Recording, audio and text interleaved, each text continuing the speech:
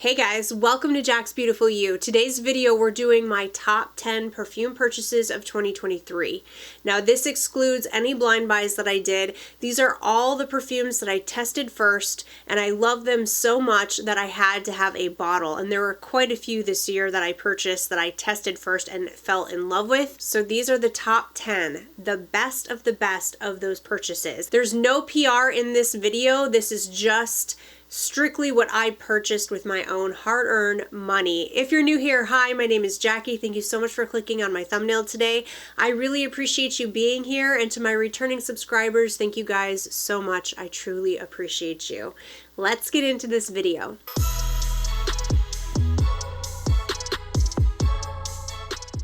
I recently did a video where I went through every perfume I purchased in 2023. I did a perfume inventory. So I told you guys how many blind buys, how many I purchased, how many I decluttered, how many I had received in PR. The total amount of perfumes I have acquired in 2023 is 101 perfumes. Out of those 101, 44 of them were blind buys. So I'm going to do a separate video on the best blind buys. The rest of the perfumes, if you take away the 9 I got in PR and the other ones that I decluttered, the rest of the perfumes I purchased with my own money, and that's what I had to choose from. It was very difficult. I had a lot of perfumes, a lot of successful perfumes I tried this year that I brought into my collection, and trying to pick the top 10 was extremely difficult. And to make it even more difficult, I decided to rank them.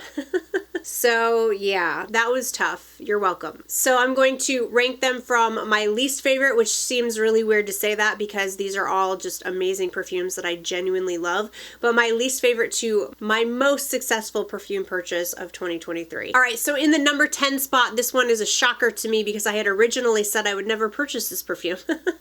This is by BDK and this is Rouge Smoking. The reason why I said I'd never buy it is because I had a decant of this perfume and it didn't perform very well at all. However, I decided to just go for it because I love the way that it smells. And I know when you have the full bottle and you can just fully spray it and, you know, you give it time to sit, sometimes perfumes get stronger over time, and so that's what I was hoping for. But this perfume, you guys, I just enjoy it so much. The enjoyment factor of this perfume when I wear it is just so high for me, and I cannot get enough of this perfume. To me, I'm not going to go through all the notes of this fragrance, but to me, this smells like a spicy, there's pink pepper in the opening, so it has that spicy kick. This smells like a spicy cherry Coca-Cola, and I just love it. There's lots of tonka bean in here, there's lots of cherry. Some people say that they get root beer from this, and I kind of get where they're coming from, but I get way too much cherry to think of root beer. To me, this is just an absolutely playful but yet sexy perfume. And I will say that the performance is better than the decant. So now that this has sat, and if I just overspray, I do have to overspray it and I do have to spray it on my clothes, but if I do that, I get okay performance. I don't think this is ever going to be amazing performance, but it's good enough that I can actually smell it on me through a good portion of my day. This dries down to be a little powdery on my skin because of the heliotrope, and I just think it's heavenly. It's heavenly and I adore it. So I have really grown to love this perfume, and I am so happy I did decide to purchase a full bottle. So that is by the House of BDK Rouge Smoking. In the number 9 spot, we have by Xerjoff. I love the House of Xerjoff. I have more luck with Xerjoff than I don't, you know what I mean? But this is Starlight. You guys, I tested this one first and I was like, oh my gosh, I have to have a bottle of this like yesterday. This is a cardamom balm, but it's sweet. It's sweet and it smells gourmand to me. This smells like a cookie. I picture a gingerbread cookie, except take out the ginger and add cardamom, and that's what this smells like. And this reminds me of Christmas. It reminds me so much of Christmas. I've thought about layering this with Jo Malone's Ginger Biscuit, but honestly, this is such a strong performing perfume, and Ginger Biscuit is such a light performing perfume. I feel like this would just like overpower it and take over, and you wouldn't even be able to smell ginger biscuit. But anyway, back to this. This is a loud, strong, really great performing perfume. It's warm, it's cardamom, it smells like cookies baking in the oven. It reminds me of Christmas. The bottle reminds me of Christmas. These little X's remind me of like stars. It's such a holiday, fun, happy, uplifting, delicious perfume. I love it so much. I cannot wait to wear this. I've been saving it for December, so this will be on my December tray, and I cannot wait. I love it. So if you like cardamom and you like gourmands, check this out. This is a unisex fragrance. I feel like anyone could wear this, men and women, but it is sweet. It has a sweetness to it for sure. This is so good. But if you don't like cardamom, you better test this. You better test this first anyway, because Xerjoff's not a safe house to blind buy from. So test this for yourself, but get a sample. But I absolutely adore it. So that is by Xerjoff Starlight. In the number 8 spot, I tested this first before I purchased it. I was scared of this perfume because of the Divana note. This is by Navitus Parfums in collaboration with AI the Great. This is Ambrosia Imperiale. This perfume, I got a sample from Greta's website, and I thought, I'm probably not going to like it because everything sounded amazing except for the Divana note. That usually is a note that breaks perfumes for me. It is a green note that I usually don't like. I can smell the Divana in here, but it is very toned down. It's just kind of there. It's not sharp, it's not harsh, it's not too green, it's not in your face. So I got a sample of it. I sprayed it on and wore it out to dinner with my husband, and by the end of the night when I got home, I ordered a full-size bottle because I absolutely loved it. It is so gorgeous. This is so unique. I don't have anything in my collection like this. This is banana, whipped cream, and caramel and cinnamon, but there's saffron in here and there's musk in here. And it just gives it this sexy, perfumey, airy feel. It's not thick, realistic Banana Foster. It's like Banana Foster made in a perfume way. And it's super wearable. I feel like you can wear this all year round because it's so airy that it's not too thick and dense. And I love how this was done. This is just a gorgeous perfume in my opinion. This has amazing performance. This lasts on me all day. And I've gotten quite a few compliments on this perfume as well. I really think this is a compliment getter. Love this one. And this is by Navitus Parfums, Ambrosia Imperiale. Okay, I don't know why this one's so low. Like I said, this was super hard. This was super hard. I don't know if this one should be down in the number 7 spot because I love this perfume. I'm pretty much obsessed, but I'm obsessed with all these perfumes. So this is by Giardini di Toscana, and this is Bianco Latte. This has been getting so much hype, and for very good reason. I'm on the hype train with this. I love this perfume. The performance of this is outstanding. It's a compliment getter. It smells to me like honey, caramel, vanilla cookies. Everything smells like cookies to me. I really like cookies, okay? This smells like a cookie with honey and caramel and vanilla baking in the oven, and then there's like a pinch of cinnamon on top. I don't know where the cinnamon is coming from because there's no cinnamon listed in here, but I swear I get cinnamon. And I know I'm not the only one because I've heard other people say they get like a cinnamon bun kind of feel to this fragrance. Some people get cinnamon bun, some people get cookie, some people get latte, some people get a lactonic feel to this fragrance. I do not. I never really have, but some people do. Regardless of what you get, honestly. Either way, it's freaking delicious. Yeah, this is a definite compliment getter. It will fill up a room. It will get you compliments and attention. People are going to be able to smell this on you because the performance is so freaking amazing. So this is by Giardini di Toscana, Bianco Latte. All right, up next we have by the House of Thameen, and this is Peregrina. This is a perfume I tested, and when I got a sample of it, I thought it was nice. You know, I was like, oh, that's nice. It's pretty. I like it, but I don't think it's worth the price, and I'm not going to buy a bottle of it. You know, that was kind of my first thought when I sprayed it on. It just smelled kind of like a really pretty rose fragrance. And I just left it at that. Sprayed it on, and I went downstairs, and I was going to watch a movie with my husband. I'm laying on the couch, and as the night progresses, I keep getting these wafts of this fragrance that I'm just like, oh my gosh, it just kept getting better and better and better as it went on. And by the end of the night, I was on my phone ordering a bottle of this. I didn't even care. I had to have it. Excellent performance. This just has the right amount of every note in here. This is done to perfection in my opinion. This has the most beautiful feminine rose note in here, and it's complemented by this really gorgeous caramel, but it's not a thick caramel. It's just this like thin, perfectly done, delicious caramel that just complements the rose. There's some white florals in here too, but they're not indolic. They're not heavy. And then there's this powderiness to the fragrance, but not too powdery, just the right amount. It's gorgeous, and I can't believe when I first smelled this I just thought it was okay. Yeah, this has really grown on me. It grew on me through the night, and the performance is outstanding, so I enjoy this one quite a bit. This is by the House of Thameen Peregrina. Alright, up next we have by the House of Nishane, a super polarizing fragrance. This is Ani. I really avoided this fragrance like the plague because people said that this perfume was like a green vanilla. And I'm not a big green person. I don't like green notes very often. And so I was just like, oh, I'm probably not going to like that. Plus I had heard some people say this perfume is masculine leaning, which isn't usually my thing either. So I kind of avoided the fragrance. However, there were also multiple people who were raving about this perfume, saying how good it was. And finally, my curiosity got the best of me and I ordered a decant. And I was blown away at how much I loved it. I don't find this to be masculine leaning. I think it's perfectly unisex. And I was surprised at how not green I found this to be. Yes, there's some greenness in here, but there's also a lot of spicy notes and a lot of citruses in here. So the spiciness, the citrus, the green, they all work together to create this absolutely gorgeous ginger cardamom. I love this perfume.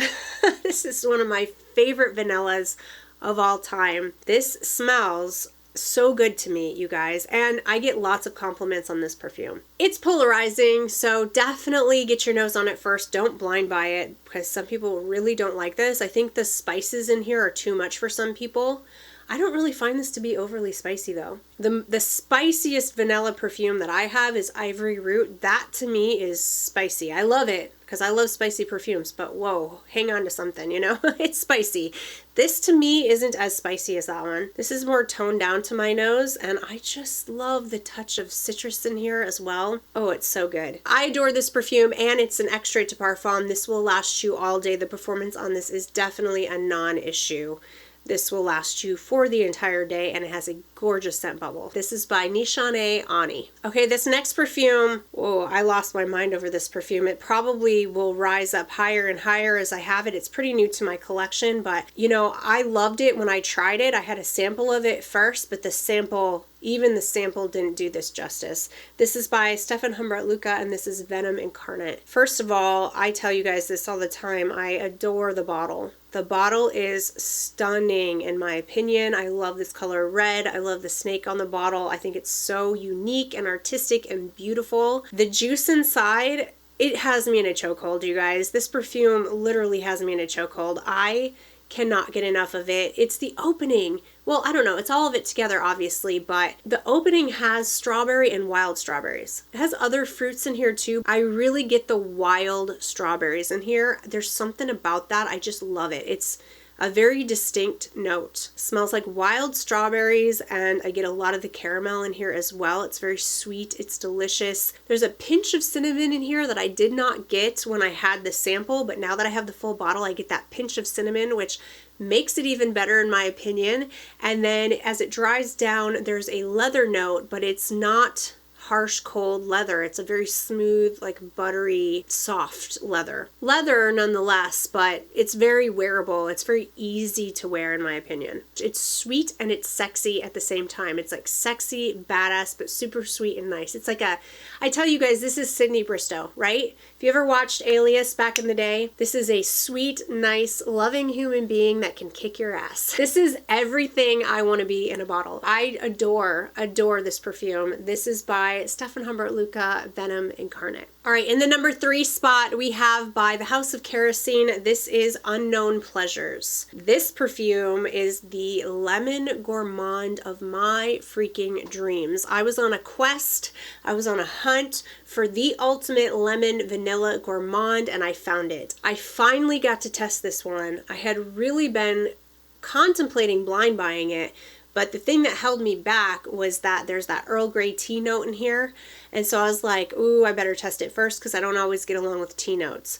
So this is lots and lots of lemon, lots of caramel, thick, dense, yummy, delicious caramel. And then there's lots of vanilla in here. There's also Earl Grey tea, which I find to be super important. I thought I wouldn't like it, but it actually really helps to round the fragrance out and offset all the sweetness so that it's not too sweet. It's a sweet perfume. I mean, this is a gourmand, so don't get me wrong, but it doesn't feel sickening sweet. This is so good.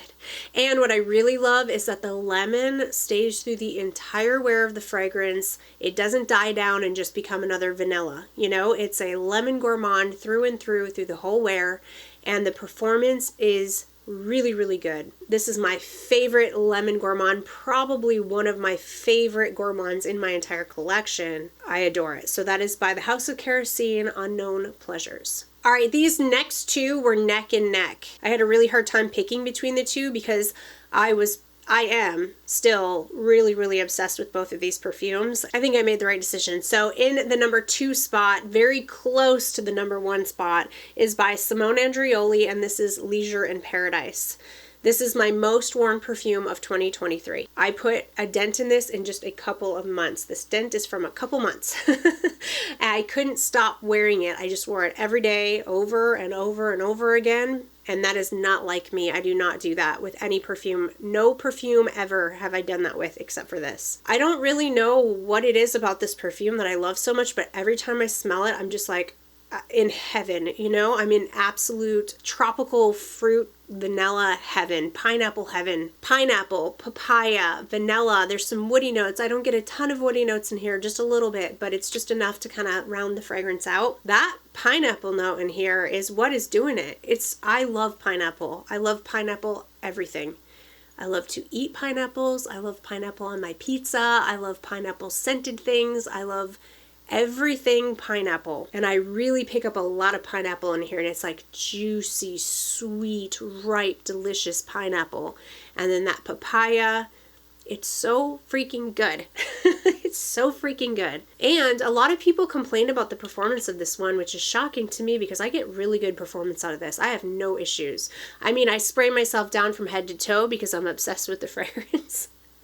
But I really can smell this on me for a good part of the day. I get compliments on this, so I know other people can smell it too. I don't have issues. So that is by Simone Andreoli, Leisure in Paradise. All right, guys, the number 1 best fragrance purchase of 2023 is by the House of Argos, and this is Triumph of Bacchus. I discovered this. I tried it. I tried a sample of it first, and I fell so in love with this. I just became obsessed, and I started looking into this house. I wanted to try more from the house. I was raving about this perfume, and the house actually found my video and contacted me and asked me if I wanted to work with them. And I was like, heck yeah. So I found this perfume first before they ever found me. And I just was blown away. This perfume got a lot of hype and I was hearing a lot of good things about it. So I decided to get a sample and try it. And I was like on the hype train immediately. My eyes rolled in the back of my head the first time I tried it, and I was in love. And I'm still in love with this perfume. This perfume is a strong perfume. It is strong. You know, I started out with this little bottle to see how much I would wear. And then I kind of kicked myself like, why didn't I just get a bigger bottle of this? I absolutely love the perfume. But I think this is going to last me a little while because this is such a strong perfume. I oversprayed this once and I choked myself out. It was too much. So I have learned that you don't need a lot of sprays of this. This is a top 10 for life perfume for me. I'd never want to be without this. This perfume is rum. It's boozy. I love the rum in here, you guys. It's got white peach and green apple. I don't really get peach, but I do get a lot of that green apple. I get a lot of saffron in here. It is sexy. There's tonka bean, there's patchouli, there's lots of vanilla in here. There's lots and lots of tobacco. This is a tobacco-centric scent. But to me, the tobacco in here it's not smoky tobacco. To me, the tobacco just smells like kind of like a spicy, unlit tobacco in like a pipe. You know, that smell of tobacco that hasn't actually been lit. It's very ambery and warm, and there's some sandalwood in here as well. Oh, it's just beautiful. In my humble opinion, this is a masterpiece perfume. my favorite tobacco scent. This has even beat Herod for me. I love Herod, but man, I love this perfume so much. This is my favorite purchase of 2023 for sure. So that is by the House of Argos, Triumph of Bacchus. All right, you guys, that's it for today's video. Those are my top 10 purchases of 2023. I want to hear from you. What is your absolute favorite perfume purchase of 2023? Leave it in the comment section. I want to hear what you just absolutely loved this year.